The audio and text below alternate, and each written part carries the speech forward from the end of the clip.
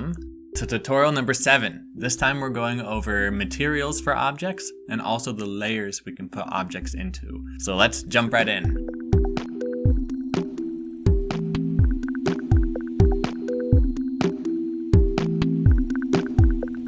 This time, instead of jumping back into what we were working on before, I've decided to jump into a level that I'm working on currently, just for the fun of it, so you can see how I do it. And it's not too much so far, but I've spent a good amount of time modeling assets in Blender. You can see I have a few islands, I have some wood platforms, I have a ship that I modeled in the distance, and there's a shark sticking out of the water. I have a lot of future plans for this level. And just so you can see the benefits of remaining organized, I have my folder of prefabs here, of island prefabs. And because I've taken the time to model, to put colliders on everything, and to texture everything before I made it a prefab, if I want to make another island, I can just grab an island out of my prefabs, stick a tree on it, stick some rocks on it, and then maybe a few plants. And you can see, because I kept myself organized, I made all my objects into prefabs. It's really easy to continue creating my level as I go, just because I can click and drag my objects out of my prefab folder here. So stay organized is the lesson here. And just to keep myself organized, I'm gonna create an object for this island. I'm gonna call this island 5. And then I'm gonna move this object over to where I made my island and stick everything into that island. Okay, awesome. Now I have this island that I can move around anywhere in my scene that I want to. Now to jump into the tutorial part of this video, I've prepared these 5 cubes. And the purpose is I want to show you what different materials behave like. And the way you can select the material for an object is inside of its collider. You can have the material here. And it's important to note, in this tutorial, when I say material, I'm meaning the physics material of the object. Before, we went over the other type of material, which is just the color that you can drag onto objects like this. But the physics material is going to change a few different properties about the object. So on this blue cube, I'm going to select a physics material, and I'm going to say grass, just for example. And jumping into play mode, we can see that this red cube has the default noises when I walk, and this blue cube now sounds like grass when I walk on it. And this is something a lot of creators forget, is to add materials to their objects, but it's really important for the ambiance and the atmosphere of your level is to not have the default sound for every single object in the level, because that gets a little boring and flat. So you should really make sure to try all the different materials for your objects. Just to show you some, I'm going to put a bunch of different materials on these other objects. We're going to look at gravel, we're going to look at hard, stone, and wood. Now jumping into play mode, I can hear the difference these physics materials make on these cubes when I walk on them.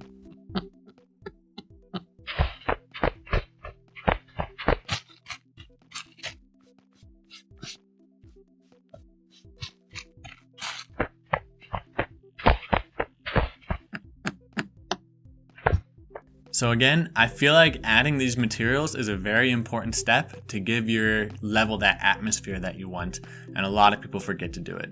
So I'm going to add the gravel material to the sand because it sounds the most like sand out of the materials we have to select from. And that'll just add to my level. Physics materials change more than just the sound the objects make, however. They can also change how your character interacts with that object. For example, I've changed the material on this pink one to something called Null Grip Soft. And I'll change the yellow one to Zero Grip Metal Sheet. And I'll change the green one to Zero Grip Soft. Change the blue one to Slippery Hard. Oh, I'm sorry, that was the red one. This is the blue one to Ragdoll Feet, for example. And going back into play mode, I can see that the physics of these materials have changed. So now on this pink one that I put Null Grip Soft on, I slide, there's 0 friction on this object. And all these other ones have varying levels of friction on the physics material. Like this one, I'm slidey, but not as slidey as the other one. This one, I'm pretty darn slidey on as well. The red one, again, really slidey. And the blue one, the ragdoll feet, it has some of the most friction of any of the physics materials. So I use that sometimes when I want an object to really have friction to it. You can find these physics materials if you scroll down to workshop content and look at physics materials, and most of them are right here. And by double clicking on them, you can actually see the different variables that these physics materials are set to, with how much friction they have and how bouncy they are. So we can see the ragdoll feet, 0.8 on both of the frictions. However, a slippery metal, it's got 0 friction to it. Now you may be tempted to come into one of these physics materials and change some of these variables. However, this is one of the limitations we have to work inside of. We can't really change these variables. For example, this gravel, I'll come to it and I'll try to eliminate all the friction. And when I put my player on a surface with gravel on it, you can see that the friction hasn't really changed. And so I can't change the variables of these physics materials to have an effect. I would also be tempted to try to create my own physics materials to put on objects, like this super slippy one that I made. But we can see if I apply it to an object, and then I have my character walk on that object, I get a load of errors in my console. You can see it's just racking up an error with every single footstep I take. And so again, this is just one of the limitations we have to work with inside of the Human Fall Flat package, is we just need to use the materials that they have provided us. And we will save ourselves from a lot of headache just doing it like that.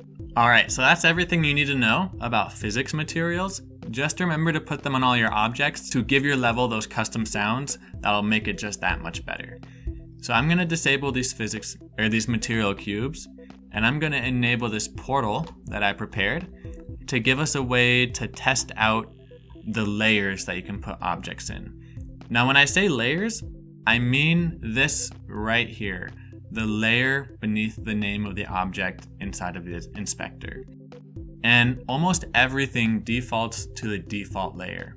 And that means anything in the default layer that has a collider will interact with anything else in the default layer that also has a collider. By putting something in a different layer, you have the possibility of changing how it interacts physically with other objects.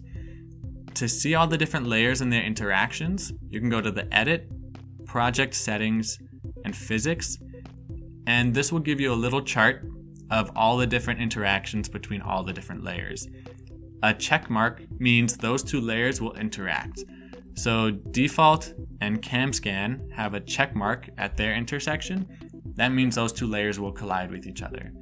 But Default does not have a check mark on the cart. That means it will not interact with the cart. Now, it will be tempting again to come in here and start changing these check marks to get your level just how you want it. But it will save those changes here in Unity, and as soon as you export it to the game will use these default settings. And so nothing you change here will change how your level is being played in the actual game. So it's pretty important not to touch any of these check marks, so you always have a reference to come back to see how the layers are going to interact once your level is exported to the game.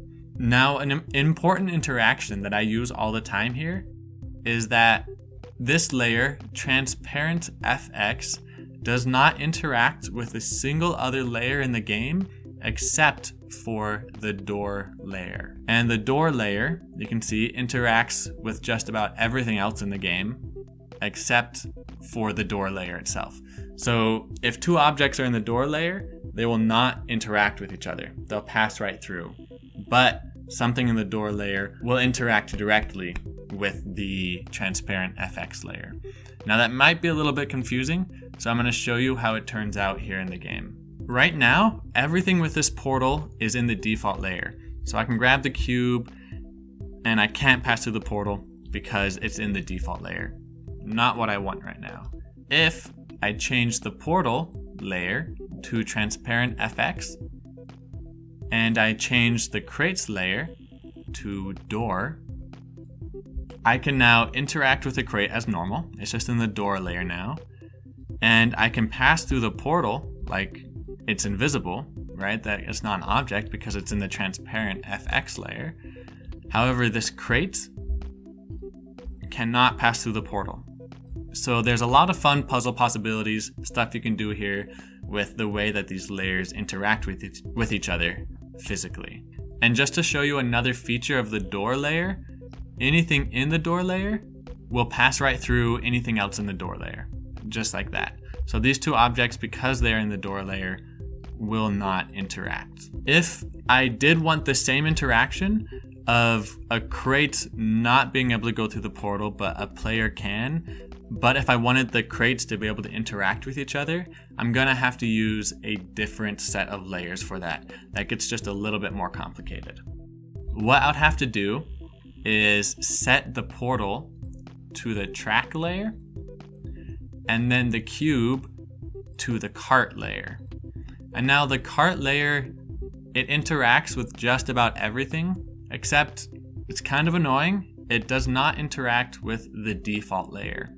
So as this is right now, with everything in the default layer and the crate in the cart layer, the crate is just going to be falling through the world and infinitely respawning.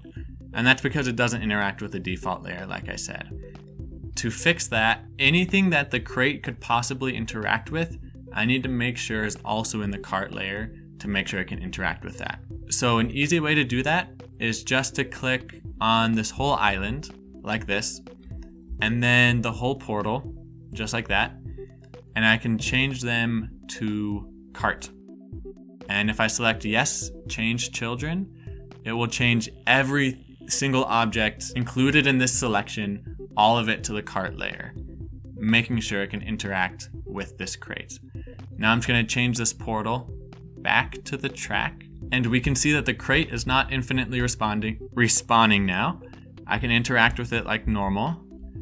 I can pass through the force field because I can't interact with the track layer, but the box in the cart layer cannot pass through the force field. And if I add another crate, we can see that these two crates are now interacting with each other, and that neither of them is going to be able to go through the force field because of the interactions between the cart layer and the track layer. So I use that interaction all the time as well. Another way that the layers can help us is by helping us decide what objects we want the camera to interact with. By default, and with everything in the default layer, the camera is going to assume that you want absolutely nothing between the camera and the player. So as soon as an object comes between you, the camera is going to zoom way in on the player in front of the object. And we don't always want that to happen. And I'll show you what I mean by making a window here real quick. I'm going to make a new material. I'm going to call it glass. And instead of the rendering mode being opaque, I'm going to change it to transparent. And I'm going to come to change the color. And by sliding this bottom bar, I can change how transparent the material is going to be. I'll put it on this window so you can see what I mean. Right here, it's the transparency of the material, essentially. So I'm going to make it a glass, something like this, something that I want to be transparent. But when I go into play mode, we can see that I can see through the window just fine, and it stops me, but it stops my camera. When really, I want my camera to be able to go on the other side of this window. It just doesn't feel natural, this interaction right here. So if I go back to the window right here, and I change its layer to default NoCam, that means that when I stand in front of the window, it's going to allow my camera to move through that transparent material. And it still blocks me. It's still the default layer. It's just changed so that it doesn't interact with my camera. It doesn't stop my camera from moving. And you can use that for a lot of things. For example, if I don't want the trees blocking my camera like that, I can change the trees also to default NoCam. And then my camera can feel a little bit more natural when I'm moving among these trees because it won't be zooming in on my player a whole lot. And so the default NoCam layer is also one that I use all the time. So that wraps up tutorial number 7. The layers can get a little bit complicated if you start having too many of them throughout your level. So I recommend keeping your layers as simple as possible with only 1 or 2 different interactions you're playing with at a time to avoid getting a headache with that. And again, if you have any questions, please hop on the Discord, ask in the workshop support section, and there'll be plenty of people there to help you out. Our next tutorial is going to be a really big one. We're going to introduce you to the node graph. The node graph is where we start to get a little bit more advanced with our level making, where we can actually introduce some programming to our levels and to make stuff beyond just simple physics. So I'm really excited to start to show you it. And that's all. It's coming next Wednesday, so stay tuned.